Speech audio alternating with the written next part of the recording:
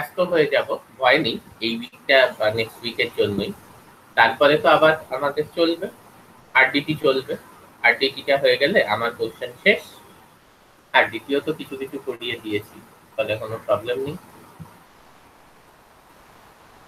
আর প্র্যাকটিক্যালটা করবে, কিন্তু প্র্যাকটিক্যাল করবে, কারণ প্র্যাকটিক্যালের তো কোয়েশ্চেন বানাতে হচ্ছে, মানে প্র্যাকটিক্যাল পরীক্ষাও হবে, তাহলে প্র্যাকটিক্যাল ভালো করে নেবে কিন্তু। বলবে যে স্যার হয়তো পাগল হয়ে গেছেন, কিভাবে প্র্যাকটিক্যাল করবে বলছেন। আরে তোমাদের প্র্যাকটিক্যাল কি? তোমাদের তো প্রিন্সিপাল পড়তে হয়, কনক্লুশন পড়তে হয়। তোমাদের তো প্র্যাকটিক্যাল হচ্ছে প্র্যাকটিক্যালের হিস্ট্রি, প্র্যাকটিক্যালের ইতিহাস, সেটা পড়তে আর কি অসুবিধা আছে। আর এছাড়া তোমাদের ইয়েটা আছে, ওই ডেমনস্ট্রেশন, যেটা সেই ডেমনস্ট্রেশনের থ্রু দিয়ে আর কি করা যেতে পারে প্র্যাকটিক্যাল। হ্যাঁ, মানে আমাকে যদি বলো, আমি তো খুব ইজিলি করাতে পারি অনলাইনে প্র্যাকটিক্যাল। সফটওয়্যার আছে, বিভিন্ন সফটওয়্যার ইউজ করে করা যেতে পারে।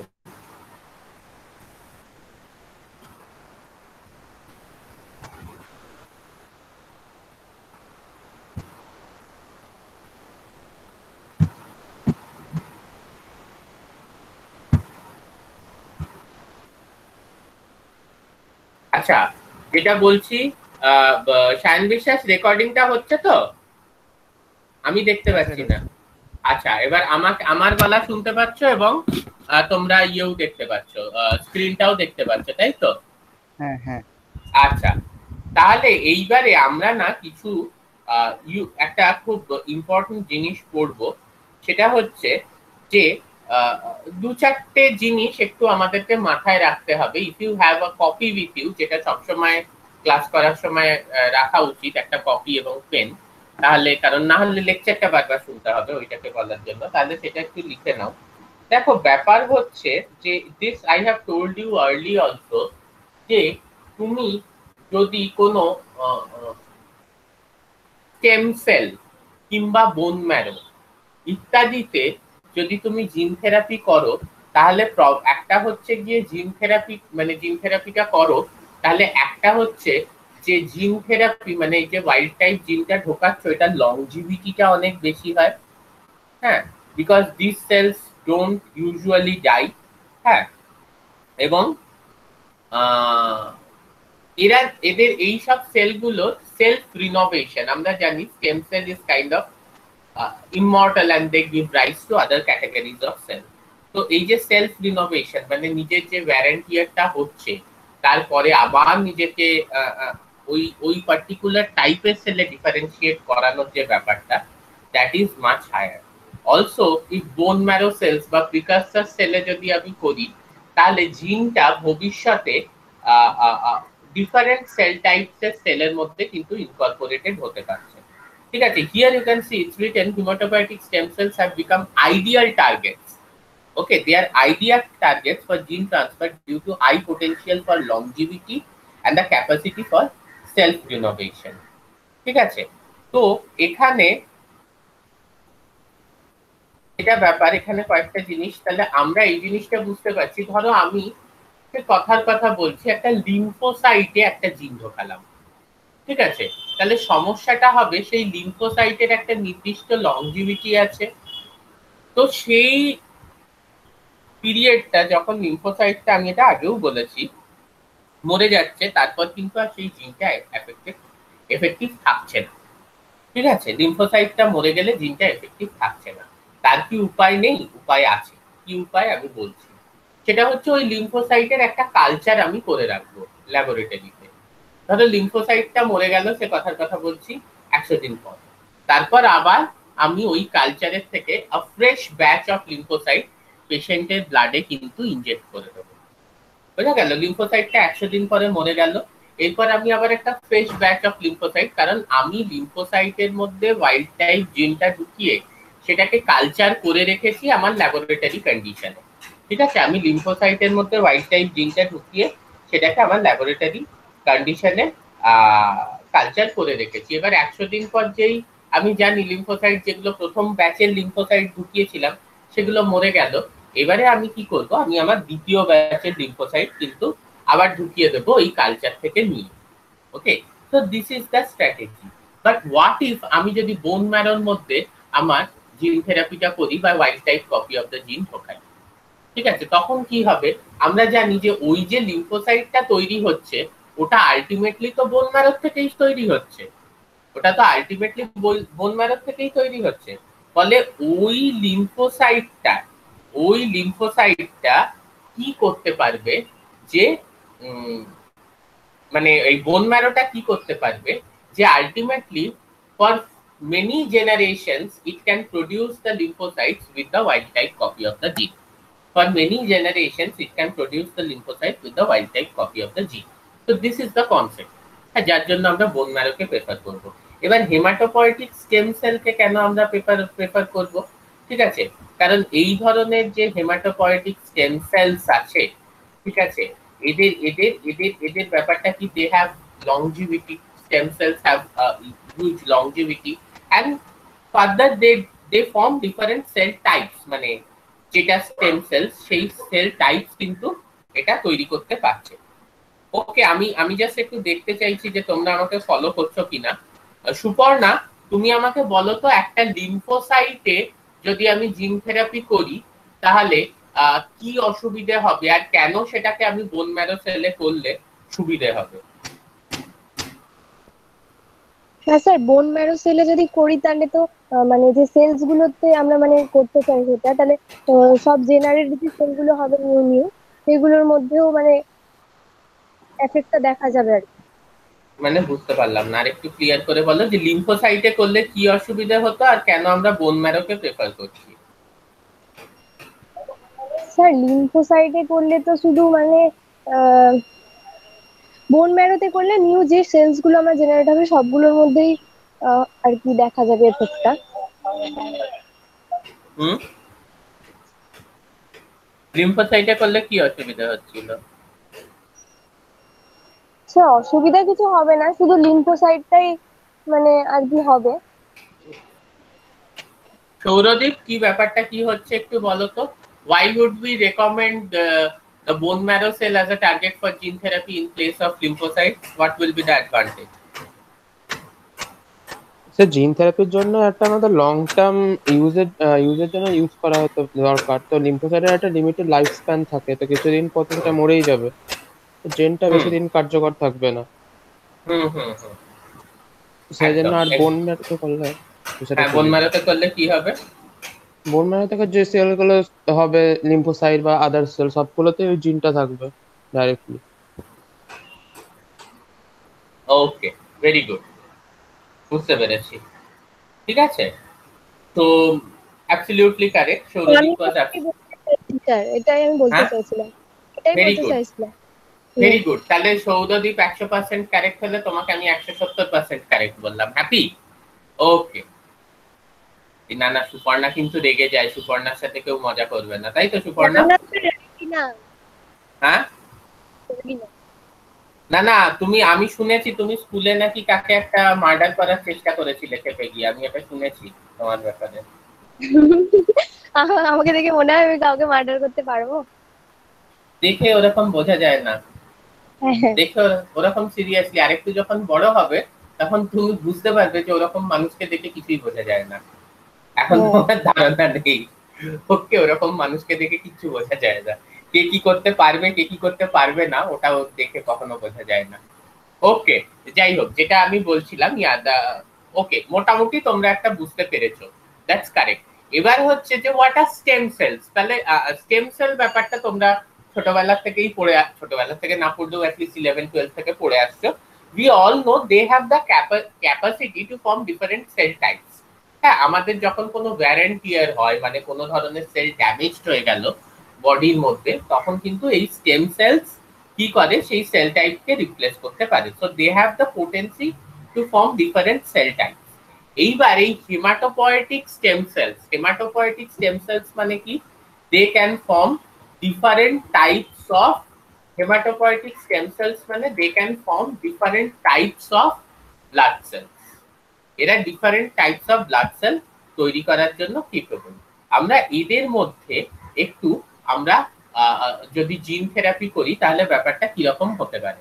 ওকে, সো ধরো কারোর হেপাটাইটিস বি অ্যান্ড সি একসাথে আছে, that's a very dangerous condition. ঠিক আছে, কোনো পেশেন্টের মানে খুব ক্রনিক লিভার ইনফেকশন যদি হয়, সেখানে দেখা যায় যে একসাথে হেপাটাইটিস বি এবং হেপাটাইটিস সি আছে।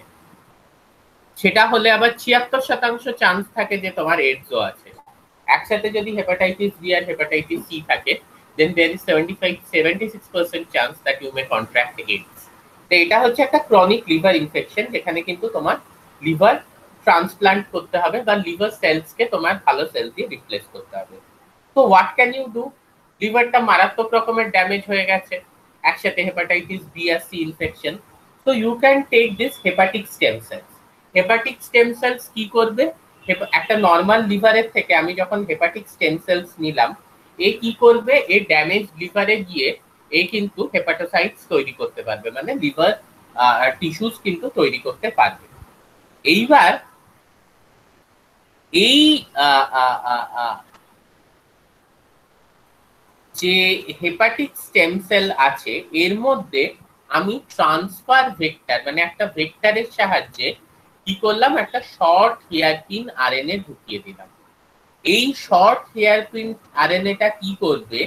এই যে hepatitis B hepatitis C virus আছে, ঠিক আছে, এগুলো রিইনফেকশন থেকে প্রোটেক্ট করবে, expressing RNAi against the virus. What is RNA-I?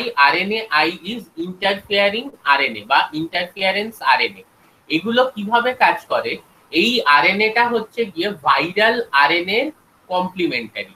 আবার বলছি, এই আরএনএটা হচ্ছে ভাইরাল আরএনএ এর কমপ্লিমেন্টারি। তার মানে কি? যে কোনো ভাইরাস যদি একটা ইনফেকশন ইনডিউস করতে চায়, তাহলে তার নিজের আরএনএ কে এক্সপ্রেস করতে হবে এবং সেই আরএনএ থেকে ভাইরাল প্রোটিনস এক্সপ্রেস হবে। কিন্তু ভাইরাল আরএনএটাকে যদি আমি তার একটা কমপ্লিমেন্টারি আরএনএ দিয়ে বাইন্ড করিয়ে দিই, মানে একটা হাইব্রিড তৈরি করিয়ে দিই, হ্যাঁ, ডাবল স্ট্র্যান্ডেড আরএনএ হয়ে গেল বা আরএনএ হাইব্রিড হয়ে গেল, সেক্ষেত্রে কিন্তু সেটার আর ট্রান্সলেশন সম্ভব নয়। এই টেকনোলজিটাকে বলে গিয়ে হচ্ছে আরএনএ ইন্টারফিয়ারেন্স বা আরএনএ-আই টেকনোলজি। আর যে শর্ট আরএনএটা দিয়ে আমি ভাইরাল আরএনএটাকে বাইন্ড করলাম বা ভাইরাল আরএনএ এর কমপ্লিমেন্টারি যে আরএনএটা আমি পাঠাচ্ছি through the vector, viral RNA যে কমপ্লিমেন্টারি আরএনএটাকে আমি পাঠাচ্ছি থ্রু দ্য ভেক্টর, সেটাকে আমরা বলে থাকি siRNA বা সাইলেন্সিং আরএনএ। সেটাকে আমরা বলে থাকি siRNA বা সাইলেন্সিং আরএনএ। এবং এই টোটাল টেকনোলজিটাকে আমরা বলে থাকি কি হচ্ছে অ্যান্টিসেন্স থেরাপি। আমি আবার রিপিট করছি, কারোর ডাউট থাকলে আমাকে এখনই জিজ্ঞেস করবে। সেটা হচ্ছে যে একটা ভাইরাল আরএনএ সে যখন ভাইরাল জিনোম থেকে তৈরি হচ্ছে এবং সে ট্রান্সলেট করলে ভাইরাল প্রোটিন তৈরি হয়ে ইনফেকশন করতে পারবে। So what can we do? We can send a silencing RNA by means of a vector which is complementary to the viral RNA, and that will bind with the viral RNA to form a hybrid. ঠিক আছে, আর সেই হাইব্রিডটা তৈরি হলে কিন্তু viral RNA translation হবে না। এটাকে আমরা বলি আরএনএ ইন্টারফিয়ারেন্স টেকনোলজি বা অ্যান্টিসেন্স থেরাপি। ঠিক আছে, তারপর কি হয় তাতে আমি ঢুকছি না। ঠিক আছে, প্রথমে যদি নিউক্লিয়াসে তৈরি হয় সেটাকে আমরা মাইক্রো আরএনএ বলি, সেটাকে জসা দিয়ে কাটে, তারপরে এই যে কমপ্লেক্সটা তৈরি হলো সেটাকে আমরা এআরসি বলি, সেটা ডাইসার দিয়ে কাটছে, ওগুলো বাদ দাও। মানে বেসিক্যালি ওই যে হাইব্রিড যেটা দুটো আরএনএ এর হাইব্রিড যেটা তৈরি হবে, সেটাকে একটা জিনিস কেটে নষ্ট করে দেবে, ফলে কোনোভাবেই ভাইরাল আরএনএ এর এক্সপ্রেশন হবে না। কিন্তু সেটা আরএনএ ইন্টারফিয়ারেন্স পড়াতে এখন 1 ঘন্টা লাগবে, তো লিভ ইট। আমি যে ব্যাপারটা বললাম ইন শর্ট, সেটা কি বোঝা গেল যে হোয়াট ইজ অ্যান্টিসেন্স থেরাপি? হ্যাঁ স্যার, ক্লিয়ার তো? আমি একটা ভেক্টরে একটা আরএনএ পাঠাচ্ছি, সে আরএনএটা ওইটার সঙ্গে কমপ্লিমেন্ট তৈরি করলো, ভাইরাল আরএনএ এর সঙ্গে হাইব্রিড তৈরি করলো। এই হাইব্রিডটা যদি তৈরি হয়, ভাইরাল আরএনএ ট্রান্সলেট করতে পারবে না, যেহেতু আমার আরএনএটা ওই আরএনএ এর অ্যান্টিসেন্স, ফলে এটাকে আমি অ্যান্টিসেন্স থেরাপি বলছি বা আরএনএ ইন্টারফিয়ারেন্স বলছি, যেহেতু আরএনএটা ইন্টারফিয়ার করছে in the process of translation. ঠিক আছে, আর ওই হাইব্রিডটা ফার্দার একটা কমপ্লেক্সের দ্বারা, এআরসি কমপ্লেক্সের দ্বারা কেটে নষ্ট হয়ে যাবে। This is the technology. So now what else can we do? ঠিক আছে, we can take induced pluripotent stem cells. What is induced এই যে আইপিএসসিস হচ্ছে induced pluripotent stem cell. Induced pluripotent stem cell মানে হচ্ছে যে cell is more or less like embryonic stem cell. ঠিক আছে, এমব্রায়োনিক স্টেম সেল।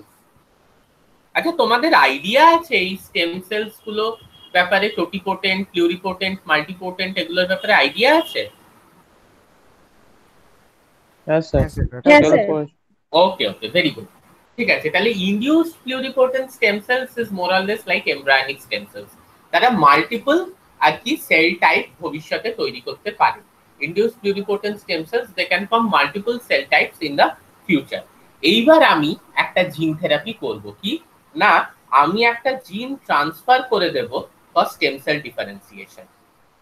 এই জিনটা যেই আমি ট্রান্সফার করছি for stem cell differentiation into hepatocytes by human hepatic cells.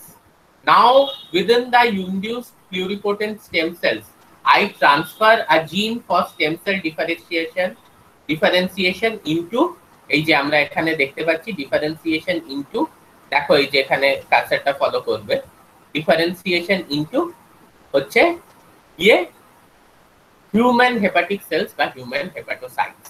তাহলে আমরা স্টেম সেলস এর মধ্যে ইনডিউস প্লুরিপোটেন্ট স্টেম সেলস এর মধ্যে জিন থেরাপি করে সেটাকে ডিফারেন্সিয়েট করালাম ইনটু হেপাটোসাইটস বা হিউম্যান হেপাটিক সেলস, এবং তার মধ্যে আমরা কি করলাম যে একটা ট্রান্সফার ভেক্টরের সাহায্যে শর্ট হেয়ারপিন আরএনএ পাঠিয়ে দিলাম। এইবারে এই সেলস গুলো গিয়ে যে ড্যামেজ লিভার আছে সেখানে যে হেপাটিক সেলস গুলো নষ্ট হয়ে গেছে সেগুলোকে রিপ্লেস করে দেবে। নট অনলি দ্যাট, এ কিন্তু আর ওই ভাইরাল ইনফেকশন যেটা আশেপাশের সেল থেকে আসতে পারতো সেটা হতে দেবে না, কারণ এর মধ্যে একটা ইন্টারফিয়ারিং আরএনএ আছে বা সাইলেন্সিং আরএনএ আছে against that viral RNA. So this is the application, one of the great application of gene therapy in treating a severe chronic infection within the liver, where the liver tissue has to be transplanted. ওকে, আর এই জায়গাটার থেকে, এই কাজটার থেকে এই যে antisense therapy, এটাকে আ part of gene therapy হিসেবে কিন্তু ইনক্লুড করা হলো। So this is a combination of stem cell therapy and gene therapy. This is a classic example. This is a combination of stem cell therapy and gene therapy. And also this is one example where from which this antisense therapy, this is one example from which the antisense therapy is also included as a part of gene therapy. But this is a very good real life example যেটা আমি দিতে চাইছিলাম। কিন্তু এখানে একটা ব্যাপার আছে, দুটো জিনিস কিন্তু ঘটছে। একটা হচ্ছে একটা জিনকে তুমি সিম্পল সেলের জিনোমের মধ্যে ইন্টিগ্রেট করছো, আর আরেকটা কি হচ্ছে, আরেকটাকে তুমি একটা ভেক্টরের দ্বারা এক্সপ্রেস করছো। ওকে, মানে এই আরএনএটা fine. So what do? You are transferring one gene into a genome of a particular cell, and you are transferring another RNA, short hairpin RNA, using a vector. তাহলে জিন থেরাপিরও কিন্তু এই দুটো অ্যাপ্রোচ আমরা দেখতে পাচ্ছি। জিন থেরাপিটা মোটামুটি একটা পেস নিয়েছে কবে থেকে জানো? তোমরা এই ডিপার্টমেন্টে জয়েন করার পরে না, তোমরা যখন 2017-তে তোমরা তো জয়েন করোনি, তোমরা মানে আশেপাশে ছিলে আর কি। সেই সময় থেকে 2017 সালে, তার আগে জিন থেরাপিকে সবাই বেস হিসেবেই ধরতো। এফডিএ, ঠিক আছে, ইন ইউএসএ এফডিএ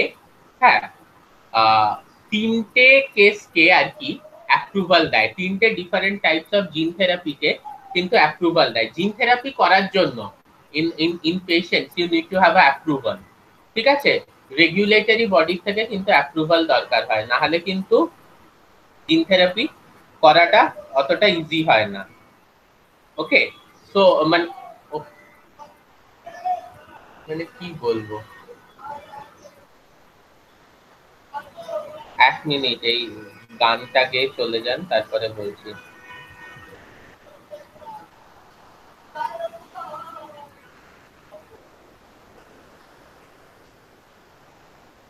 দাঁড়িয়ে এখন গান করলে তো সমস্যা।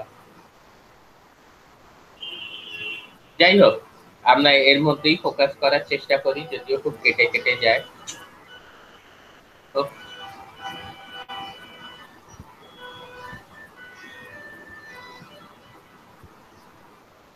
যেটা আমি বলছিলাম তোমার,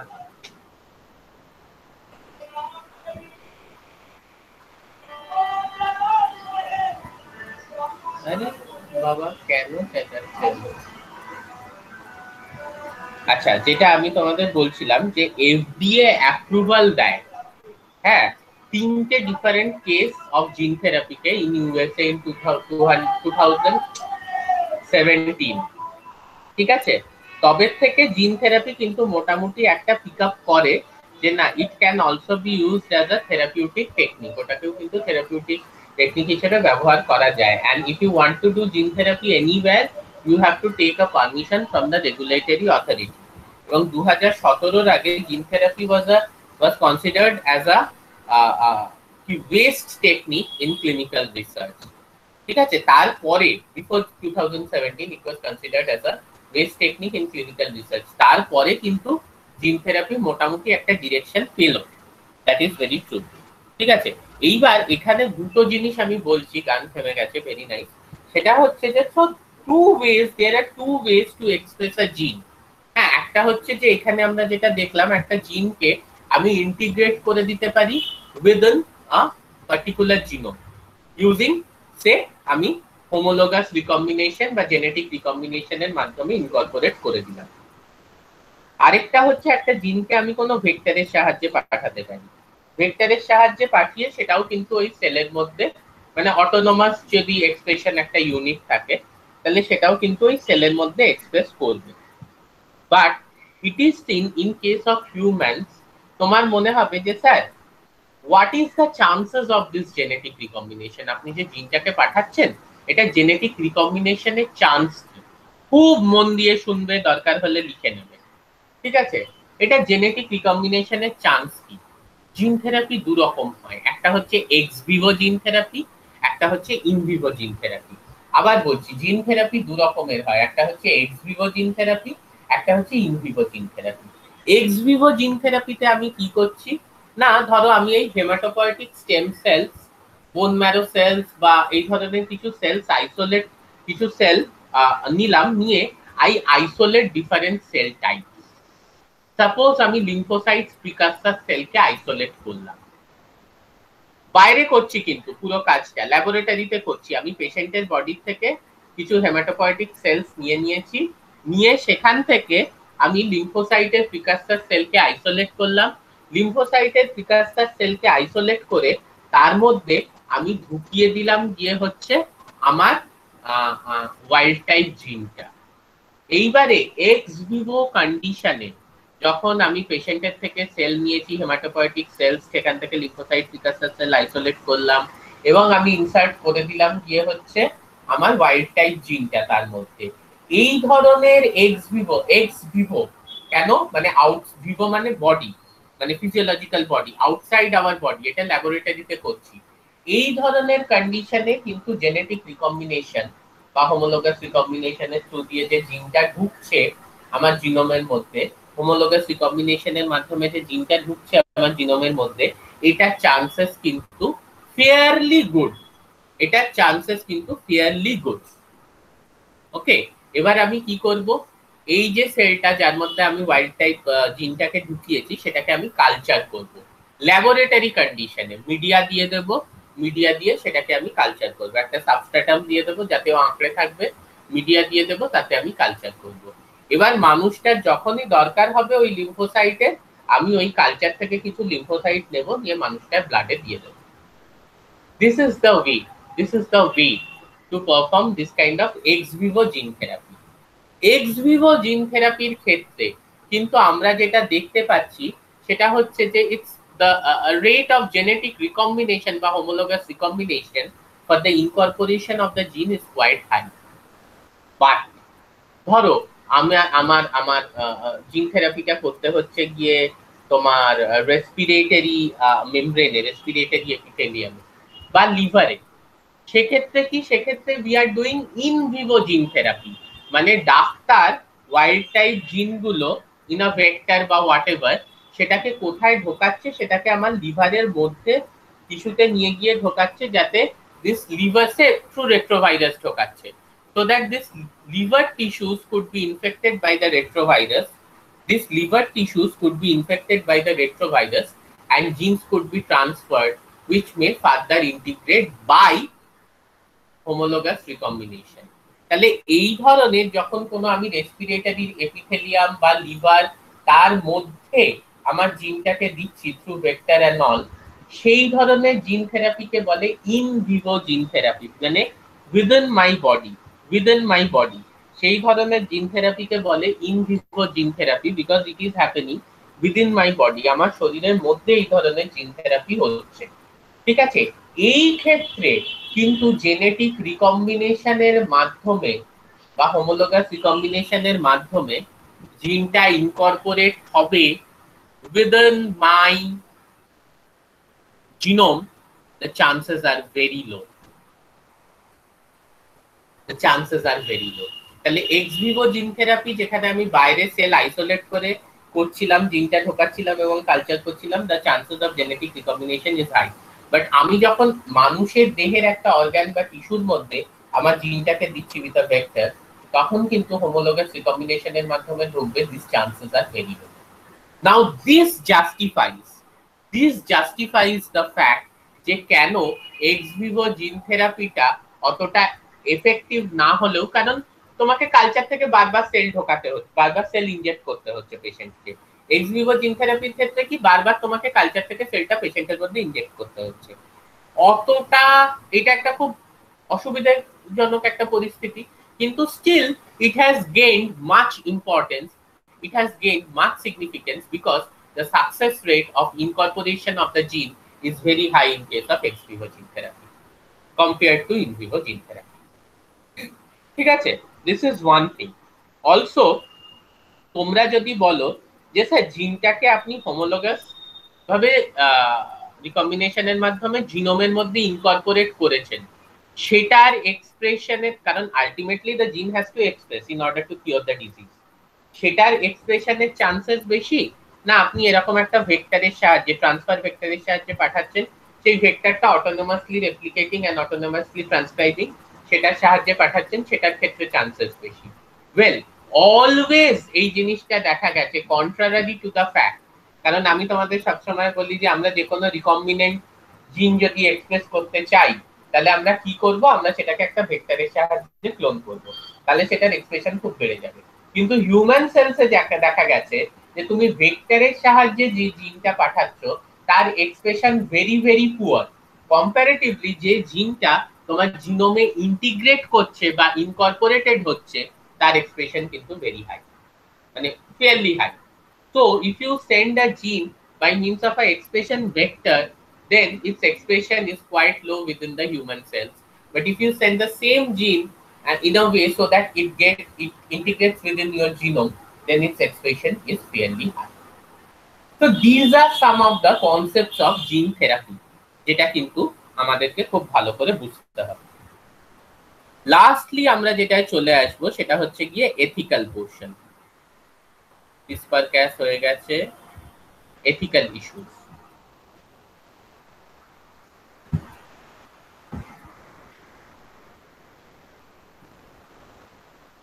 দেখো,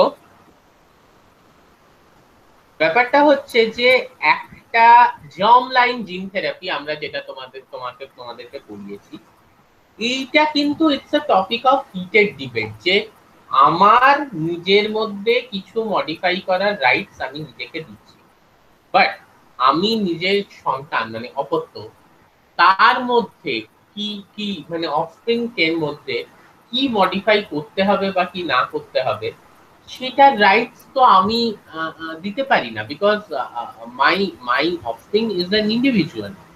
তো আমি আমার মধ্যে একটা এমন জিনিস মডিফাই করছি যেটা আমার অফস্প্রিংকে পাঠানো হচ্ছে, দ্যাটস নট কারেক্ট। এইটা নিয়ে কিন্তু বায়োএথিক্সে, ঠিক আছে, অনেক ডিবেট আছে, এবং সেটা কি রিস্ক, সেটা কি আমার যে অফস্প্রিং হবে তার জন্য কোনো ক্ষতিকর হতে পারে না, কোনো অন্য সমস্যা আনতে পারে না, সেই ব্যাপারগুলো কিন্তু আমি যেটা বারবার বলেছি, it can create a Frankenstein. আমরা কিন্তু খুব একটা শিওর নই। মানে এই জিনিসটাকে যদি অনেকে তো এইরকমও আর্গুমেন্টস দিয়েছে, if you want to justify this, then you justify this ভ্রূণ হত্যা। ঠিক আছে, ভ্রূণ হত্যাকেও জাস্টিফাই করতে হবে, কারণ এখানেও কিন্তু তুমি সেই ভ্রূণটাকেই ম্যানিপুলেট করছো। ওয়াই? বিকজ জার্মলাইন জিন থেরাপিতে তুমি কিন্তু ultimately you are imposing your choice on the fetus. You are imposing your choice on the fetus. Somatic gene therapy approve করা আছে, বিশেষ করে যেখানে খুব সিভিয়ার ডিসঅর্ডার্স, মানে মানুষ মারা যেতে পারে, লাইক সিস্টিক ফাইব্রোসিস, তারপর ডিউশেন মাসকুলার ডিস্ট্রফি ইত্যাদি, এইগুলোর ক্ষেত্রে কিন্তু সোমাটিক জিন থেরাপি অ্যাপ্রুভাল বহুবারই পেয়েছে। আমি বললামই 2017 ইউএসএ এফডিএ 3টে জিন থেরাপিকে অ্যাপ্রুভ করেছে। এবং এটা দেখা যাচ্ছে যে ওভারবোর্ড, মানে সবাই একটু ওভারবোর্ড চলে যাচ্ছে। রিসার্চার যারা এই নিয়ে রিসার্চ করছে, আউট অফ দেয়ার এনথুজিয়াজম, তাদের যে সবসময় কোনো বাজে ইন্টেনশন থাকছে তা নয়, বাট হ্যাঁ, রিসার্চ করতে করতে খুব উৎসাহে এমন কিছু করে ফেলছেন which is harmful for the humanity. একটা জিনিস কিন্তু চিরকাল জানবে, আমাদের ডেটা কিন্তু আলটিমেটলি মানুষ। আমরা যারা রিসার্চার, আমরা যারা রিসার্চ করি, বিভিন্ন কনফারেন্সে যাই বা বিভিন্ন প্রজেক্ট ইত্যাদি সঙ্গে যুক্ত, টাকা পয়সা পাই প্রজেক্টের, আমাদের আমাদের ডেটা কিন্তু মানুষ। ঠিক আছে, if it's not useful for human or if it harms human আমাদের রিসার্চ, তাহলে সেই রিসার্চের কিন্তু কোনো ভ্যালু নেই। তো ওভারবোর্ড কিভাবে চলে যাচ্ছে, কিছু চাইনিজ রিসার্চার দেখছে যে মানে চাইনিজ রিসার্চার্সদের তো একটু মানে ওই দেশে অতটা মোরাল ডাইলেমা ওরা ফেস করে না, চায়না কোরিয়া এইসবে এত মোরাল ডাইলেমা ওরা ফেস করে না। ঠিক আছে, যে ওরা কি বলছে যে এমব্রায়োনিক স্টেম সেলস এর, এই এমব্রায়োনিক সেলস এর ওরা মডিফিকেশন করে দিয়েছে using CRISPR-Cas9।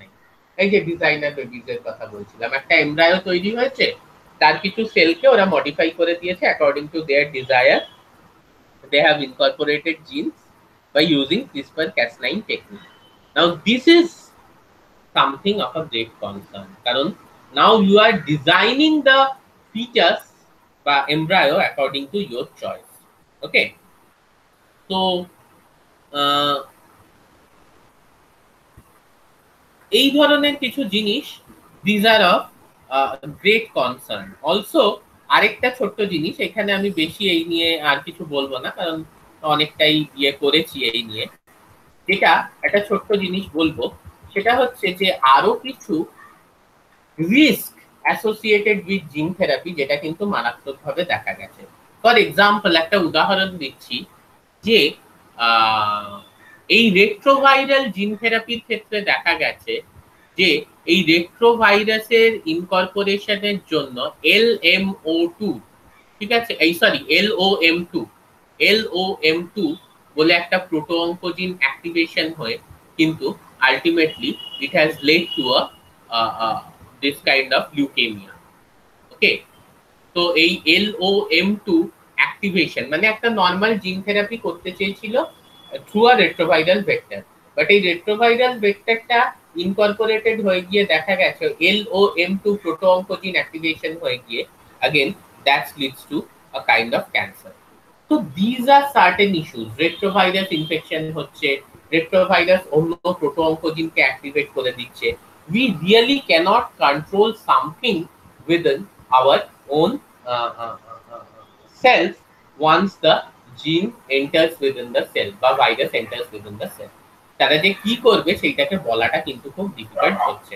And manipulating with embryonic cells using this CRISPR-Cas9 or any kind of gene therapy technique, that is completely unacceptable. India যদি করো তোমাকে ধরে নিয়ে গিয়ে জেলে ঢুকিয়ে দেবে। This is the case. Okay, so having said that, যে এছাড়াও আরেকটা ইস্যু আছে, সেটা হচ্ছে যে ইয়েটাও একটু কম, মানে সাকসেস রেটটাও অত্যন্ত কম। এক্স ভিভোর ক্ষেত্রে তাও ঠিক আছে, ইন ভিভোর ক্ষেত্রে সাকসেস রেট অত্যন্ত কম। তো at the end to conclude আমি এটা বলবো যে gene therapy is a technique যেটা আমরা তখনই ব্যবহার করবো অ্যাজ দ্য লাস্ট রিসোর্ট, মানে ডিজিজটা একেবারে ফেটাল, সোম্যাটিক জিন থেরাপি আমরা করতে পারি, মানুষের বাঁচার অন্য কোনো চান্স নেই, তখন আমরা করতে পারবো। কিন্তু শখের gene therapy, let me use this term, শখের জিন থেরাপি আমরা কখনোই করবো না। তার কারণ হচ্ছে to modify the embryo is not at all ethical.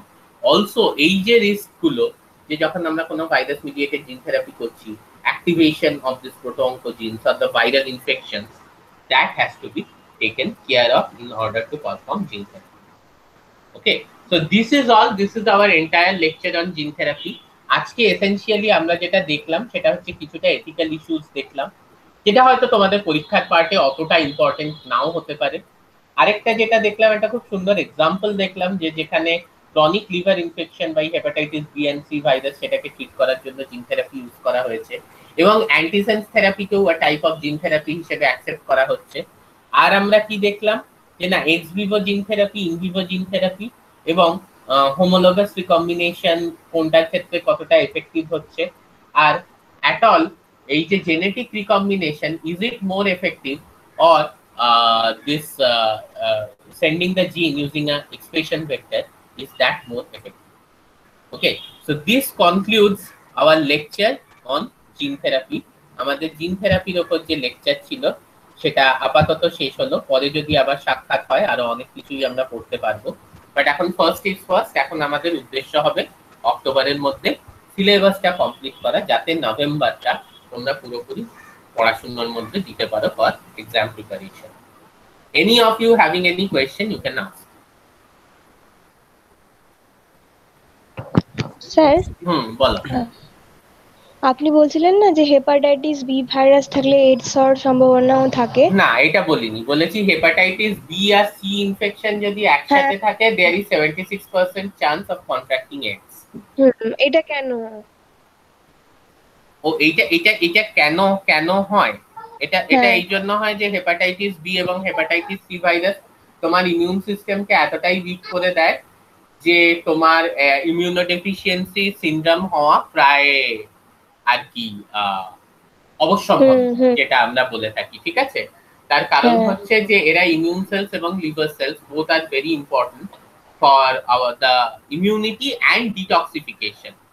ঠিক আছে, এই যে ধরো তুমি ধরো প্রচুর ড্রিঙ্ক করছো, হ্যাঁ, কিন্তু তাহলে কেন বলছে যে তোমার লিভার খারাপ হয়ে যাবে? বিকজ আমাদের শরীরে যে টক্সিনস তৈরি হয়, যে সেগুলোকে কিন্তু রিমুভ করার জন্য আমার লিভার খুব ইম্পর্টেন্ট।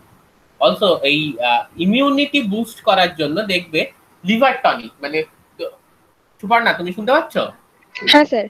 এই যে রোগ প্রতিরোধ ক্ষমতা বাড়ানোর জন্য কিন্তু অনেক সময় দেখবে ডাক্তাররা বলে লিভার টনিক। স্বাস্থ্য ও সৌন্দর্য রক্ষায় লিভোসিন, শুনেছো তো? স্বাস্থ্য ও সৌন্দর্য, হ্যাঁ, সৌন্দর্য রক্ষায় লিভোসিন। ঠিক আছে, কেন? লিভোসিন তো হচ্ছে লিভার টনিক, তাহলে স্বাস্থ্য সৌন্দর্য লিভোসিন খেয়ে কি করে ঠিক হবে? Because liver plays a very important role in immunity of our body. Okay, so this is the point actually, যে hepatitis B and C virus আমাদের ইমিউন সিস্টেমকে মারাত্মকভাবে এফেক্ট করে, যার জন্য ইমিউনোডেফিসিয়েন্সি সিনড্রোম হওয়ার চান্সেস খুব বেশি। ওকে, নেক্সট কোয়েশ্চেন। এক্স ভিভো কন্ডিশনে কেন রিকম্বিনেশনটা বেশি হচ্ছে? এক্স ভিভো কন্ডিশনে কেন রিকম্বিনেশনটা বেশি হচ্ছে, this is just an experimental observation. এইটা অ্যাকচুয়ালি বলাটা খুব difficult, but having said that, তুমি একটা সেলের মধ্যে ইনজেক্ট করে এক্স্যাক্ট সেটা নিউক্লিয়াসে তোমার জিনটা ঢোকাচ্ছ, তো তোমার জিনটা অনেক ইনট্যাক্ট কন্ডিশনে যাচ্ছে ফার্স্ট অফ অল। হ্যাঁ, মানে তুমি ইনভিভোতে ঢোকালে দেয়ার আর চান্সেস যে তোমার তো সেলের মধ্যে সেলুলার নিউক্লিয়াস থাকে, যেটা তোমার জিনটাকে কিন্তু নষ্ট করে দেওয়ার চান্স থাকে।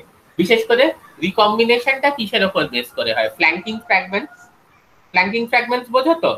জিনের এদিকে যা আছে আর ওদিকে, জিনের ডান দিকে যা আছে আর জিনের বাঁ দিকে যা আছে, জিনোমেও ডান দিকে আর বাঁ দিকে সেই সেম সিকোয়েন্স আছে। বুঝতে পারছো সায়ন বিশ্বাস? হ্যাঁ স্যার। জিনের ডান দিকে আর বাঁ দিকে যে রিজিয়নটা আছে, that is complementary or that is equal to the region that is present within the dandik and badik of the mutated gene within your genome. Clear হচ্ছে? ফ্ল্যাঙ্কিং সিকোয়েন্স গুলো সেম। এইবার যেটা ব্যাপার হচ্ছে, ফ্ল্যাঙ্কিং সিকোয়েন্স কিন্তু obviously there is a chance of nucleus digestion of the flanking sequences. But this is just a mere conjecture. Exact reason nobody knows. This is just an experimental observation. If you ask me why it happens, I'll tell you like that. যে ওখানে exactly তুমি সেলটা নিচ্ছ, সঙ্গে সঙ্গে সেটা নিউক্লিয়াসে পাঠিয়ে দিচ্ছ, সেটা স্টেবিলিটি আলাদা। আর একটা লিভারের মধ্যে তুমি ইনফেক্ট করলে তারপর সেই ভাইরাল ভেক্টরটা গিয়ে বা লাইপোজোমাল ভেক্টরটা গিয়ে সেলের সাথে ফিউজ করলো, তারপর সে জিনটা দিল, তারপর সেটা নিউক্লিয়াসে গেল। এর মধ্যে তো যে defence system of the cell, সে তো ওই জিনটাকে ফরেন হিসেবে নিচ্ছে, সেও ওটাকে কেটে নষ্ট করে দেওয়ার চেষ্টা করবে, সেলুলার নিউক্লিয়াসও কেটে নষ্ট করে দেওয়ার চেষ্টা করবে। তা এই যে defence system of the cell or the tissue বা দ্য ইমিউন সিস্টেম, যেটা আমি বোধহয় সেকেন্ড ক্লাসে পড়িয়েছিলাম, ইনহিবিট করে জিন থেরাপিকে, এক্স ভিভো কন্ডিশনে সেটা তো ইনহিবিট করে না, যার জন্য জিনটা অনেক ইনট্যাক্ট অবস্থায় থাকে। Any other question?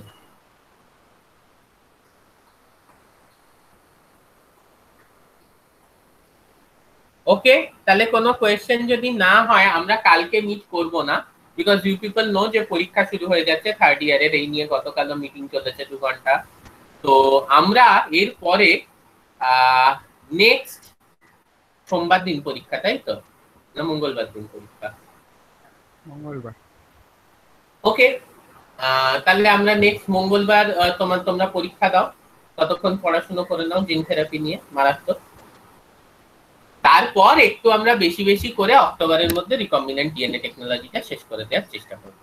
Okay, so we end our class today. Okay sir. Okay, হ্যাঁ।